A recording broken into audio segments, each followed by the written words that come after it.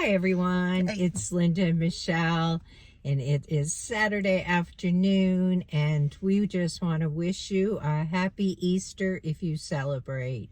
I hope you have nice Eastery weather where you are. And the Easter Bunny visits your house? Yes, yes, of course. Yes. But we have a movie review for you. For what movie, Michelle? In the Land of Saints and Sinners. Mm-hmm. And I went into this movie not knowing really anything about it, so it was all a surprise to me. The main star was Liam Neeson, and he was good. He was the most focus of the whole movie, really, to a big degree. And it begins in 1974 in Belfast, and we're talking about the revolution that was going on in Belfast at that time, and the bombings and the shootings and all that kind of stuff. So that's basically how the story starts, with a very horrific bombing taking place. And then the people who were responsible left, and then the rest of the story takes place in Donegal. They left Belfast, and then they were in Donegal kind of hiding out at that point. What a beautiful country Ireland is. Yes. The scenery in this movie, some of it was absolutely beautiful. I love when they show all the cliffs and the green, and it's just absolutely beautiful. You know, seeing the ocean or right below the cliffs, you know, just really gorgeous. But, yeah, it is the story of Liam Neeson, who is kind of fits the title of Saints and Sinners. I think he's a little of both. He has a whole field of people he has killed. A whole field of and then them. He plants a tree on top of them. Yes, he makes them dig their own holes. I mean, he is such like a good countryman, kind of take care of your neighbor, look out for others kind of guy, in his little community, and nobody really knows what he does for a living. I guess a part of it that confused me a little bit is because I'm not quite sure who these people were that he was killing. Was he killing them because they did bad things that he didn't like, or were they part of the revolution?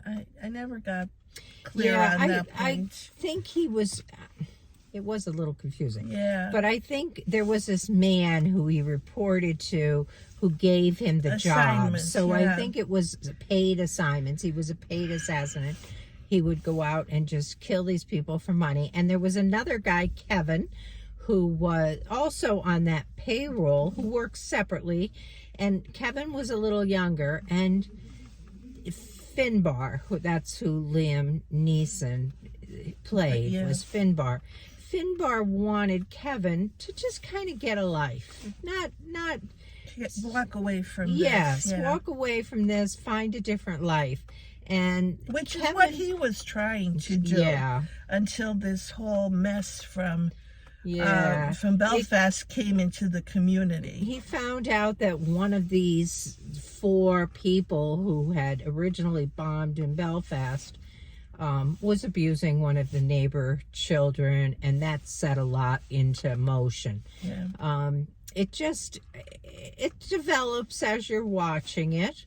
It is a violent movie, but I've seen a whole lot worse violence in movies. I mean, it wasn't anything, you know, there's a bloody scene at the end, but I've seen worse. Yeah, there were a lot of...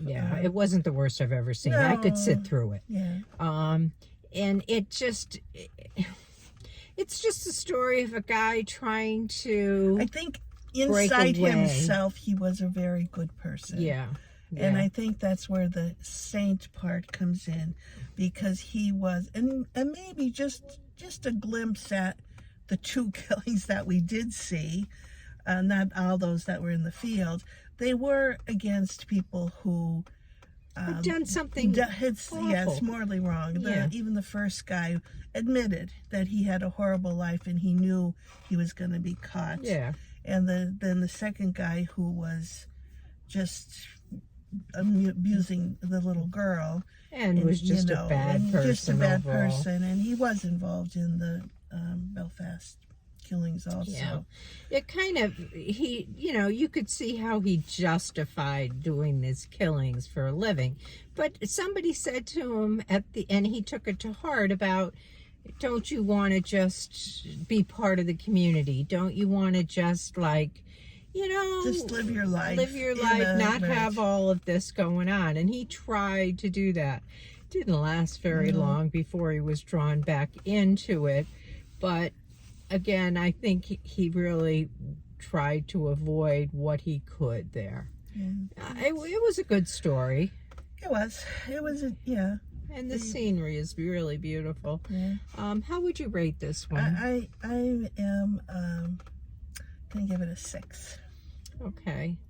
Yeah, I would go with a 6 too, but because I think it's a little bit better than that, I'll go with a 7. And between the 6 and 7, we get a 6.5. We get with a 6.5 maybe. Yeah. Because that's I don't it's not like a must see movie. Yeah. But if you're looking for a good drama and some pretty scenery and just a story that I don't want to say is heartwarming, but there's good pieces to it.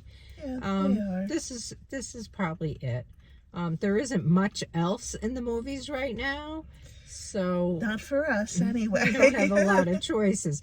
I mean, our other choice is Godzilla versus King Kong, and we did a review on the last Godzilla, and boy, people were not happy with our review. Yeah, so we're thinking that's really not our genre. And I just want to remind you all, we are not professional movie reviewers. Nope. We are 2 ladies who go to the movies and tell you whether we like them or not. And that is the extent of it. I always wished that there was somebody who could tell me, is this movie worth seeing? Is it any good? Before I go and spend my afternoon. Because so many times in the way past, we would look to, we'd go to Rotten Tomatoes and the critics would give it, 98% review. So we'd say, oh, this would be a good movie. And we hated it. It was just... Or it gave it really lousy reviews and we went because there was nothing else in the theater and we loved it. So we thought it would be fun to share with you what we thought about it. Yeah. But that's it. That's all this is about. All right. Well, stop by and give us... leave us a comment if you've seen either of them or plan to see either of them. That would be great. And let us know what you thought, and we'll catch you in the next one. Yeah, maybe next week. I think some new movies might be coming out. Yeah. We have to wait and see. Yeah. So. We're getting closer to summer. Yeah. I don't want to spend my whole summer in the theater, but we'll see what happens. All right. We'll see you soon. Take care. Bye-bye. Bye.